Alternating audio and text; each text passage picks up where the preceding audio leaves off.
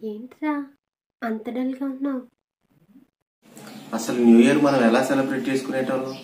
మంచిగా పార్టీలు, పప్పులు, లాంగ్ డ్రైవ్లు, కేకులు కట్ చేయడం, మన ఫ్రెండ్స్ అందరం కలిసి గెట్ టుగెదర్ సూపర్ ఎంజాయ్మెంట్ చేసేవాళ్ళం. కానీ ఇప్పుడు ఈ మాయదారి కరోనా వల్ల ఒక ఎంజాయ్మెంట్ లేదు, పాడు లేదు. శానిటైజర్లు రాసుకోవడం, మాస్కులు పెట్టుకోవడం, కొంపలు కూర్చోవడం. ఛీ! అవును రోయ్, అప్పుడు మేము ఎటు వెళ్ళినా మేకప్ లేకుండా బయటకు వెళ్ళేవాళ్ళం.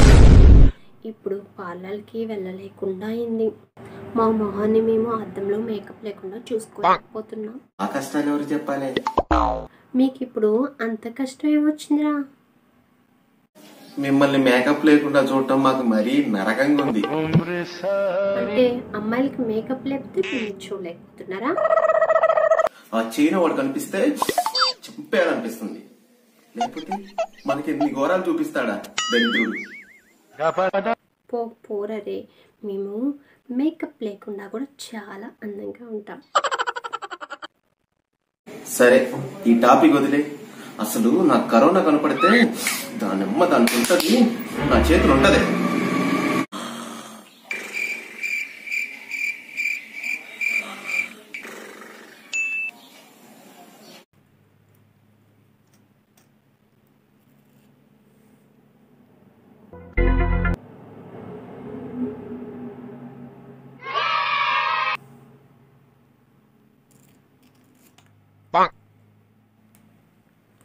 నాయనా నాయనా, ఒక్కసారి లేనాయనా.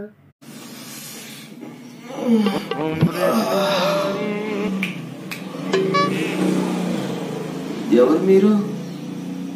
మీ గెటపింది అలా ఉంది. నన్ను ఒకసారి చూడాలని అడిగావు కదా, నేను నేనాని. మీరా?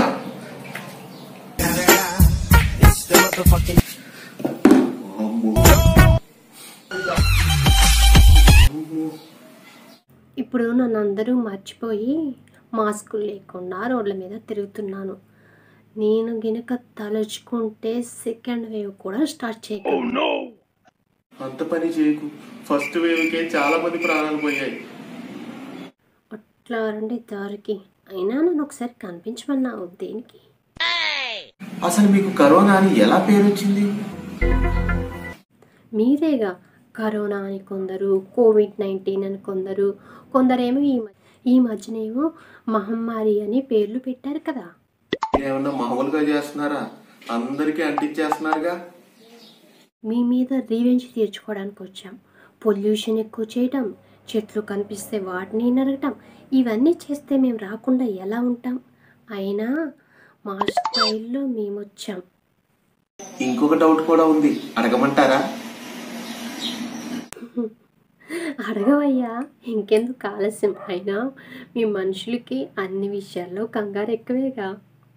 మీరు ఎక్కడ పుట్టారు? ల్యాబ్ లోనా, లేదంటే ఎవరైనా తయారు చేసి మా దేశంలో వదిలారా, లేదంటే చైనాలో పుట్టారా? మేము పుట్టింది ఎక్కడన్నా? చిన్న పిల్లల్ని అడిగినా చెప్తారు మేము పుట్టింది చైనాలో. అక్కడ పుట్టి మా దేశానికి ఎందుకు వచ్చారు? ఒకే చోట మేము ఉండలేం, అందుకే వరల్డ్ టూర్ కని వచ్చాం. ఎలాగో వచ్చాం కానీ ప్రపంచం మొత్తం చూద్దామని ఇలా వచ్చాం. ఇంకా ఎన్ని రోజులు మాకు కష్టాలు? చేతులకి శానిటైజర్ వేసుకోవడాలు, ముఖానికి మాస్కులు వేసుకోవడాలు, ఇంకెన్ని రోజులు?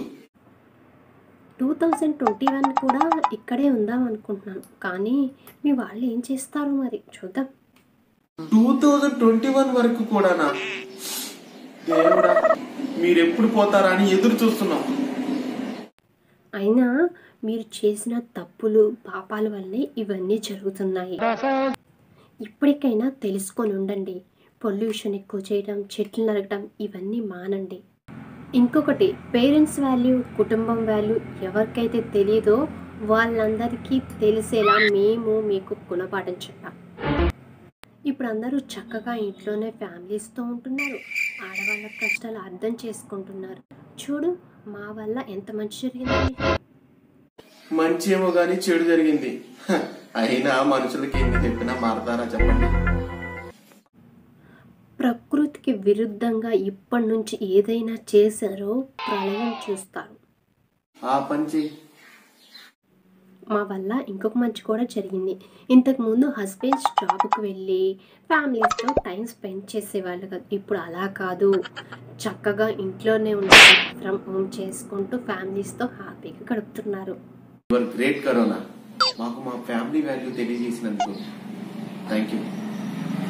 మా వల్ల ఎంత మంచి జరిగాయో కదా! ఫ్యామిలీస్ అందరూ ఒకే దగ్గర కూర్చుంటున్నారు. అలాగే హస్బెండ్స్ అయితే ఇంట్లో వంట చేస్తున్నారు. ఇంకా చాలా చాలా మా వల్ల జరిగాయనుకో.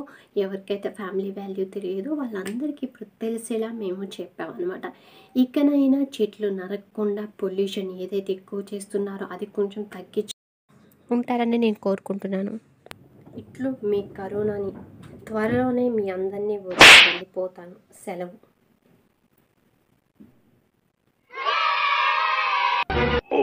ఈ వీడియో కనుక మీకు నచ్చినట్లయితే తప్పకుండా లైక్ చేయండి, షేర్ చేయండి. అలాగే సబ్స్క్రైబ్ చేయడం మాత్రం మర్చిపోకండి. This is city keep smiling. By by.